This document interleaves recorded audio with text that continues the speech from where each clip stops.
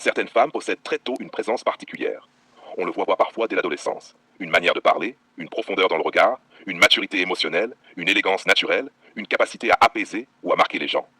Comme si quelque chose était déjà là.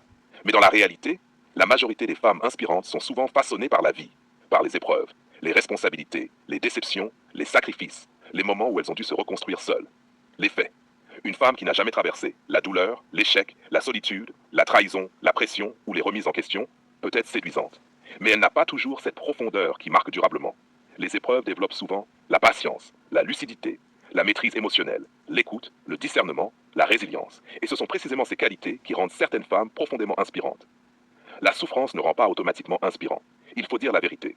Certaines personnes deviennent amères, dures, méfiantes, destructrices, fermées émotionnellement.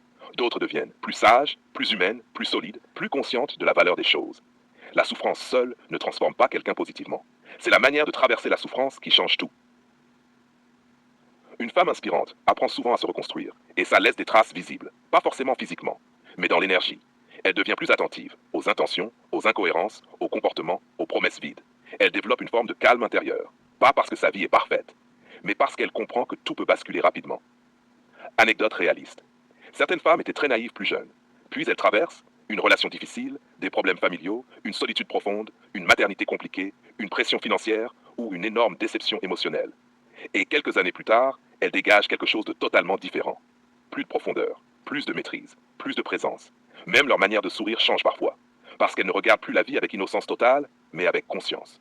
Ce qui inspire vraiment, souvent ce n'est pas la perfection qui inspire, c'est la manière de rester digne après une chute, la capacité à rester féminine sans devenir fragile, la capacité à aimer sans perdre son intelligence, la capacité à garder un cœur vivant malgré les blessures. Ça, beaucoup d'hommes le ressentent profondément. Les hommes perçoivent souvent cette différence. Une femme qui a traversé certaines tempêtes avec intelligence émotionnelle développe parfois une autre manière d'écouter, une autre manière d'aimer, une autre manière de parler, une autre manière de soutenir. Elle devient moins superficielle. Et beaucoup d'hommes cherchent justement cette profondeur-là lorsqu'ils veulent construire sérieusement. Sans tabou.